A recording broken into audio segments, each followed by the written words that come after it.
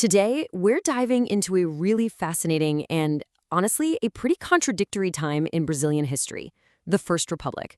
We're talking about the period from 1889 to 1930. And, Brazil was kind of like a nation with two faces. On one hand, it was this diplomatic powerhouse, masterfully and peacefully growing its borders and its influence on the world stage.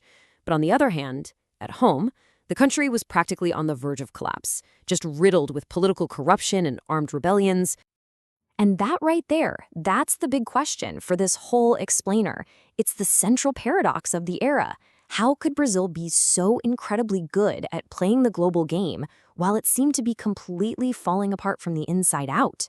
To figure that out, we've got to look at both sides of this very strange coin. And you can really see that split personality right here. On one side, you've got these incredible diplomatic wins that locked down the country's borders and seriously boosted its reputation around the world. But then you look at what's happening at home, and it's just a mess, right? Politics are a total mess, the elites are constantly at each other's throats, and you've got military revolts popping up. It's like two totally different countries living under one flag. So, let's kick things off with the good news, with the story of Brazil's foreign policy triumph. And really, this story, it mostly comes down to the work of one absolutely incredible statesman. Meet the Barão do Rio Branco. This guy was the foreign minister for a really crucial decade, and he basically became the face of Brazilian diplomatic success. His entire legacy is built on two huge achievements. First, he peacefully defined almost all of Brazil's modern borders, and second, he put together a vital new alliance that would literally shape the country's future. What Rio Branco did was just a brilliant strategic pivot. For centuries, Brazil's whole world revolved around Europe. Great Britain was its banker and France was its cultural inspiration. But Rio Branco saw that the world was changing.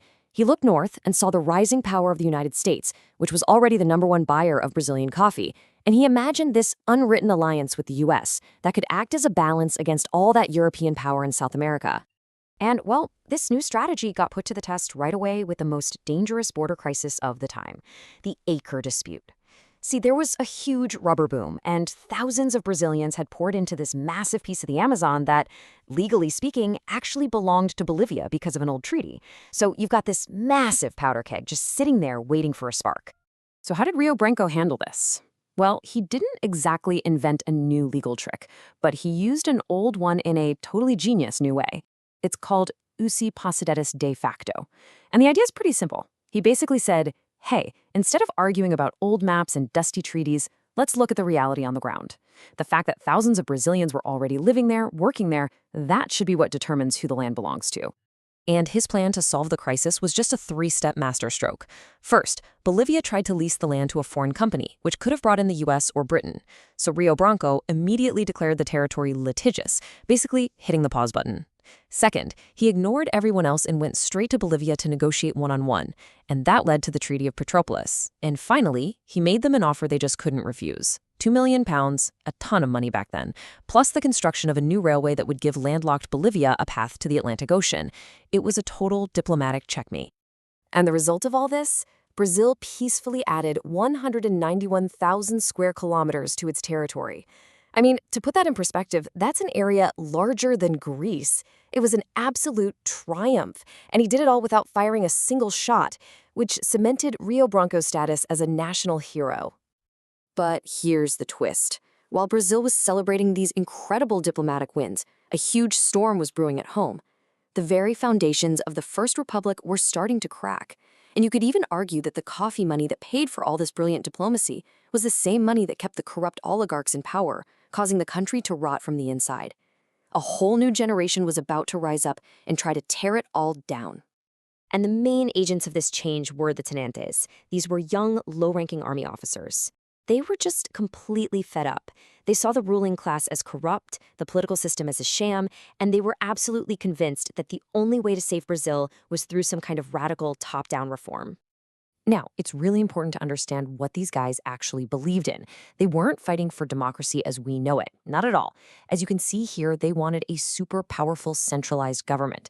They thought elections were a joke, totally rigged, and they truly believed that the military had a sacred duty to step in and force a regeneration on the country. Their vision was deeply nationalist and, yeah, very authoritarian. And they weren't just talkers, they took action. The 1920s were full of armed revolts led by them.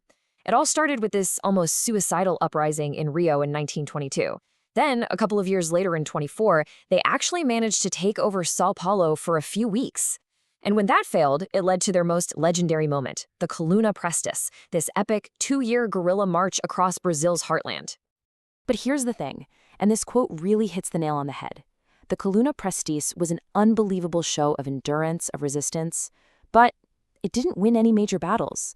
And more importantly, it never really got the public to join in. The Tenentes were basically on their own, a military movement that just couldn't spark a real social revolution. So if these military revolts didn't work, what finally brought the whole system crashing down? Well, it took a 1-2 punch, 2 massive shocks. One came from the outside world, and the other came from right inside the halls of power. The first punch was the Wall Street crash of 1929. Brazil's economy was almost completely dependent on selling coffee to the rest of the world. So when global demand just vanished overnight, the country's finances were absolutely shattered. The economic engine that had powered Brazil's diplomacy just stalled, pulling the rug right out from under the powerful coffee barons who ran everything. This second blow was a self-inflicted wound. For decades, politics was run by this thing called the coffee with milk policy, basically a power-sharing deal between the big shots in the coffee state of São Paulo and the dairy state of Minas Gerais. But in 1929, the president, who was from São Paulo, broke the deal. He nominated another guy from São Paulo to succeed him. It was a huge act of political arrogance that shattered the ruling alliance and basically united everyone against him. And that just set the stage for the drama of 1930. The opposition, led by a guy named Getúlio Vargas, lost an election that was, surprise, surprise, totally fraudulent. Then Vargas's running mate was assassinated, which created a political martyr and sparked massive outrage. By October, armed rebellion broke out, and the government, now weak and totally isolated, just collapsed. A military junta stepped in and handed power to the leader of the revolution, Getúlio Vargas. And just like that, the First Republic was over. So what happened next?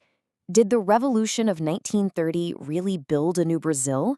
Or did it just swap out one group of powerful people for another? Well, the answer, it's complicated. I think the key thing to understand is this concept, authoritarian modernization. The era that followed the Vargas era was a time of enormous change. Brazil started to industrialize, the government got much more centralized, there were social reforms, but all of these changes were forced from the top down and usually came at the cost of political freedom. So let's just break down what changed. The economy started its long shift away from just farming and towards industry. The old political elites, they weren't kicked out, they were just kind of absorbed into a new, much stronger central government under Vargas. And for society, workers got new rights and protections, which sounds great, but there was a catch. Their unions were brought under direct state control. They traded their independence for benefits. Which brings us to our final question. The revolution of 1930 was, without a doubt, a massive turning point. It blew up the old system and set Brazil on a new path. But by centralizing all that power and controlling society so tightly, did it actually solve the nation's deep-seated problems? Or did it just give them a new, more modern face? That's a debate that, honestly, is still going on in Brazil today.